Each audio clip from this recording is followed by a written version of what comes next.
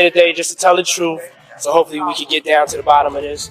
I'm 100%, the charges against me are 100% false, and hopefully due to time, we'll start to see. The judge has denied bail for Sean Diddy Combs. Of course, this was the hip-hop mogul's latest bid for freedom as he remains in federal jail for his racketeering and sex trafficking. It's the kind of courtroom moment that movies are made of. Christian Combs' son, one of the most powerful figures in music history, pushing back his chair and storming out his face pale. And his legal team frozen in disbelief. This wasn't just a dramatic exit. It was a split-second decision that sent shockwaves through a room already straining under the weight of explosive revelations when the defense attorney brought up allegations that minors were present at these so-called freak-offs. The air seemed to thicken. You could feel the collective gasp ripple through the gallery. Photographers scrambled to capture the moment, their lenses clicking like a firing squad as Christian bolted for the exit. Refusing to look back in that split second, the narrative shifted.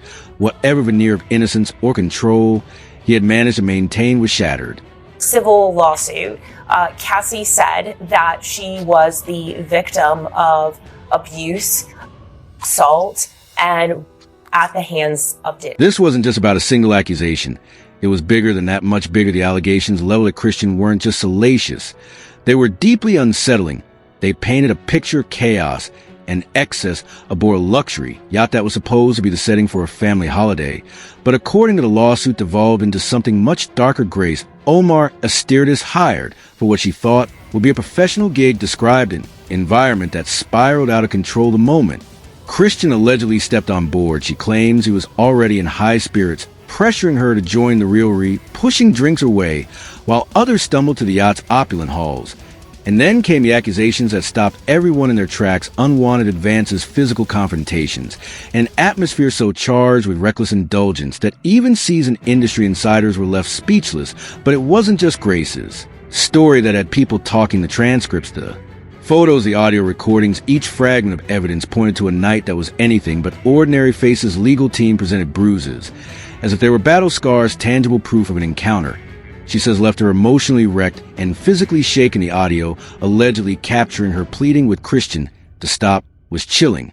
She reportedly questioned whether she had been compromised, her voice cracking under the weight of fear and confusion. These weren't just allegations anymore. They were moments frozen in time, each one carrying potential to upend the life of a man who had spent years trying to carve out his own identity in the shadow of his father. The investigation is ongoing, and I encourage anyone with information about this case to come forward and to do it quickly. And then there was the yacht itself, practically a character in this unfolding drama. This wasn't just any vessel.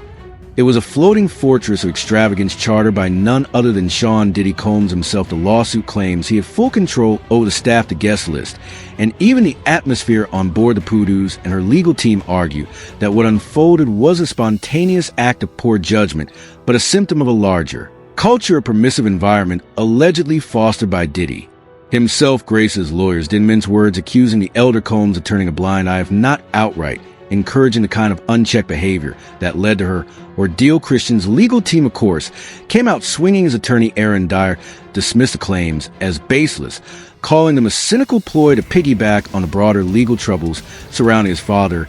He promised a motion to dismiss, describing the allegations as manufactured lies designed to leverage the ongoing federal investigations for financial gain.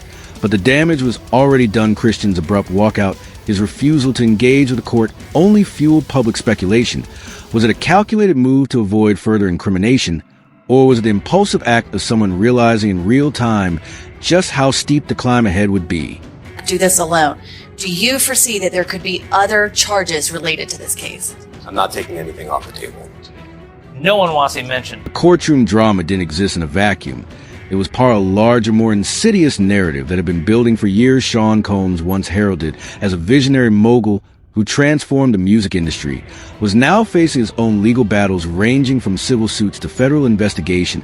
The allegations against him painted a grim picture of a man whose empire wasn't just built on platinum records and innovative marketing, but on a foundation of secrecy, power plays. And if the lawsuits are to be believed, deeply troubling behavior, Christian's case was just another chapter in a story that seemed to grow darker with each new revelation. The judge has ruled that the rapper and producer Sean Diddy Combs will stand trial on federal trafficking and racketeering charges in May. He'll be held in prison until then. Sean Combs has pleaded not guilty to charges that he used his business empire to transport women and male workers across state lines to take part in recorded performances. If convicted, he could face a life sentence. And yet there was something uniquely jarring about seeing the younger Combs caught in the crossfire for years. He had tried to carve out his own path, releasing music that climbed the charts and launching a sneaker line that aimed to set him apart from his father's towering legacy. But the lawsuit, the audio recordings, the photos had all tied him back to the very thing. He seemed desperate to escape the shadow of his family's controversies fans who once flooded his social media with praise were now divided. Some rushed to his defense, calling the allegations a smear campaign, while others demand accountability. Their comments, laced with anger and betrayal to media frenzy, was relentless. Tabloid headlines screamed about yacht scandals and family secrets, while social media erupted with theories each more conspiratorial than the last. Every detail of the case was dissected, from the timing of the lawsuit to the nature of the evidence. And then there were the whispers, claims that this was just the tip of the iceberg, that more revelations were on the horizon. The courtroom walkout was replayed endlessly on news programs and viral clips, each broadcast adding to the mounting pressure. Quickly, all that commissary stuff, he's not getting any of that because people in the shoe have an abbreviated list. So he's out of luck. No stake for him. Yeah, he is on watch. This guy thought he would have went home. All of a sudden, he didn't get bond. Remember, the first night that he was... Through it all, Christian remained silent, letting his legal team do the talking, but silence in the court of public opinion can be deafening. Every unanswered question, every unrest rumor only added fuel to the fire. Was his dramatic exit a sign of guilt, as some suggested, or was it the act of a man pushed to his breaking point, overwhelmed by the weight of accusations that threatened to defend him before he even had a chance to defend himself? And then, just when it seemed like the story couldn't get any more tangled, a new angle emerged in court. Grace's attorney hinted at something even more explosive, a history of these so-called freak-offs that allegedly extended beyond the yacht and involved other members of the Combs family. The accusations weren't just about one night or one person. They were about a pattern, a deeply entrenched culture that, according to the lawsuit, had been allowed to thrive unchecked. It was a revelation that sent ripples through the courtroom and beyond, leaving everyone wondering just how deep the story really went.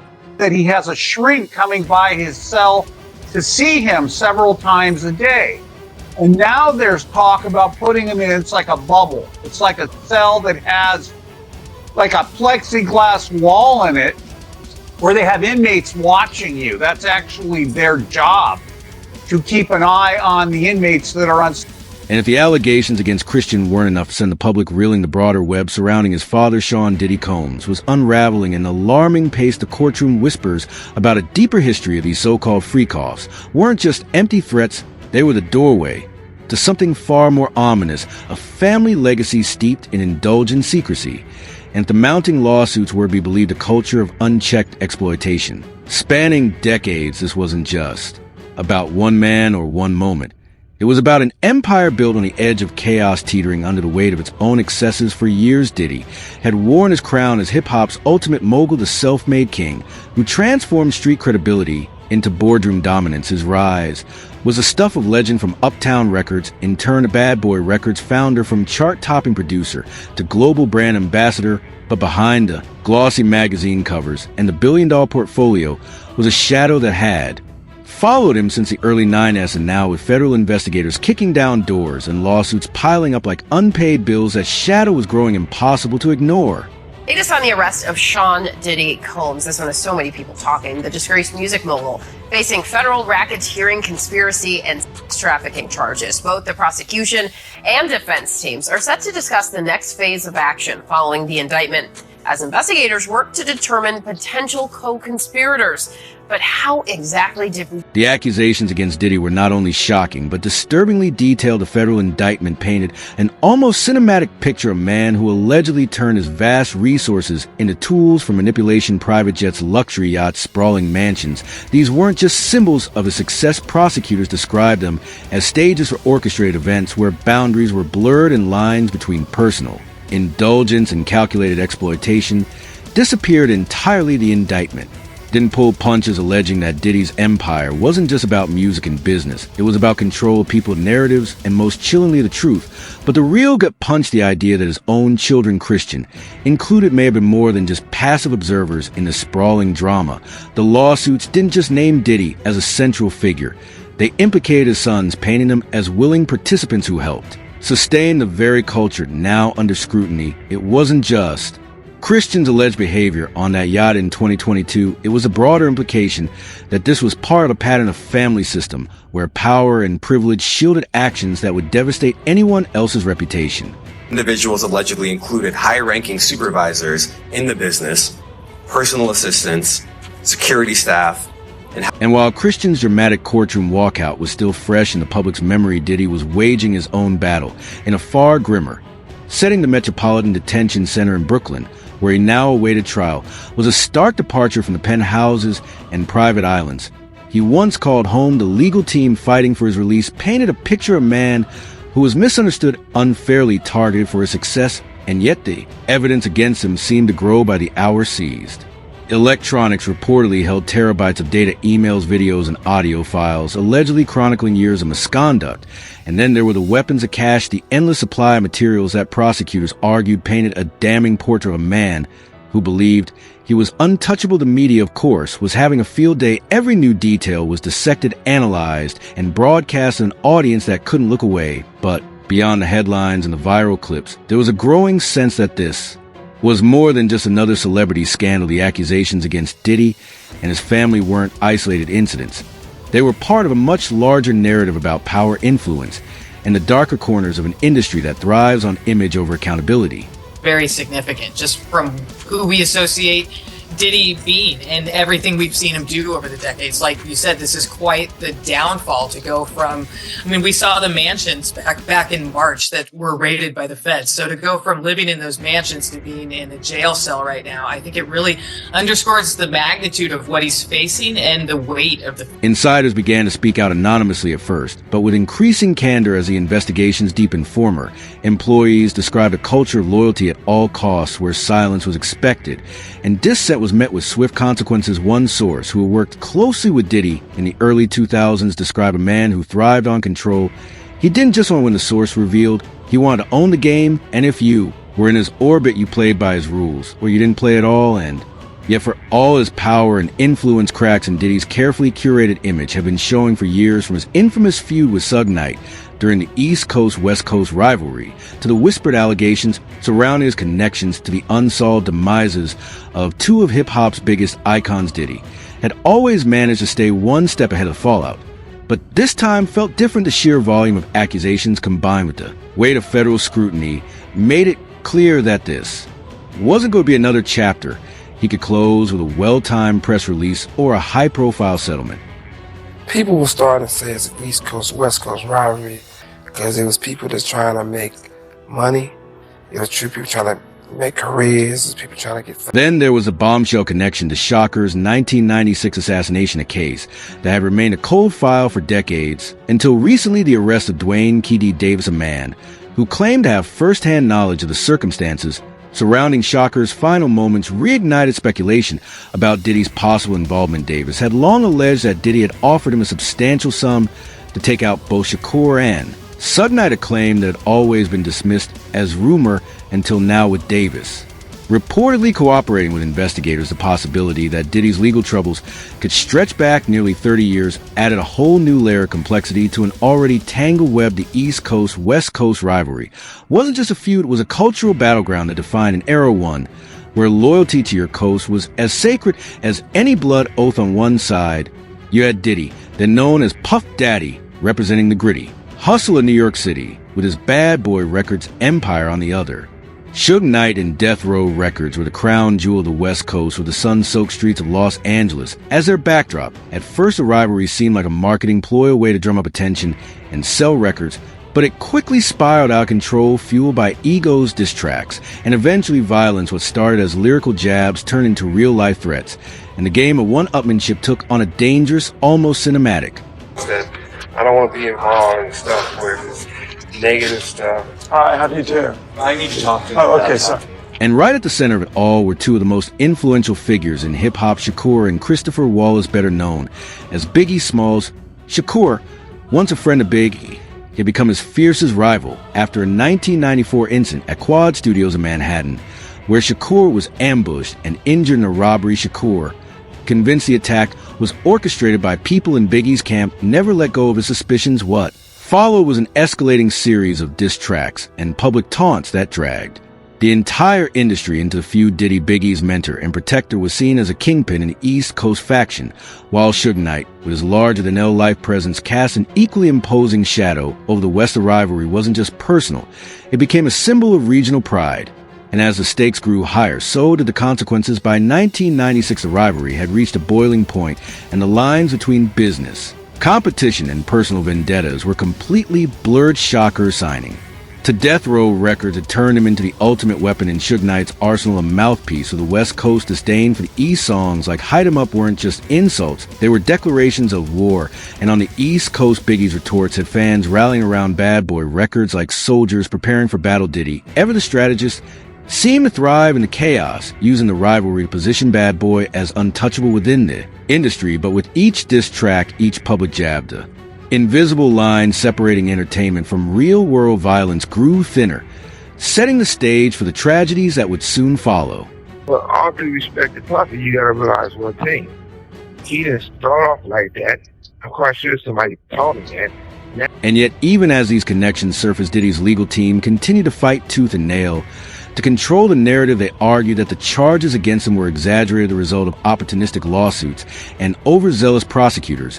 But behind closed doors, there was no denying mistakes. A convicted Diddy faced a very real possibility of spending the rest of his life behind bars, a dramatic fall from grace for a man who once seemed invincible. As for Christian, the ripple effects of his father's legal battles were impossible to ignore. His own case, while separate in the legal sense, was inextricably linked to the larger narrative of the Combs family. Every new allegation, every piece of evidence against Diddy cast a longer shadow over Christian's attempts to defend himself. Public wasn't just questioning his actions on that yacht, they were questioning the very environment he grew up in, the values he was taught, and the role he played in the empire his father built. We know some of the big names. I'm just curious if you have any names. You don't seem like somebody. Well, for number one was the tension was palpable, not just in the courtroom, but in the court of public opinion. Fans and critics alike were left grappling with the same question: how much of this was a product of individual choices, and how much was the inevitable result of a system that prioritizes power above all else? And as the investigations continued to unfold, it became clear that this wasn't just a story about one family's fall from grace. It was a story about the lengths people will go to protect their image, their legacy, and their secrets. But here's the thing about secrets: they don't stay buried forever. And as more voices came forward, more evidence was uncovered, and more connections were made, it became increasingly difficult to ignore the growing sense that this was only the beginning. What else was hidden behind the walls of Diddy's empire? And how far would the fallout spread before the full truth came to light? Let us know what you think about this tangled web of controversy. Are we seeing the unraveling of an untouchable legacy, or is this just another example of the media blowing things out of proportion? Drop your thoughts in the comments, and we'll catch you in the next one, where we'll dig even deeper into the story everyone's talking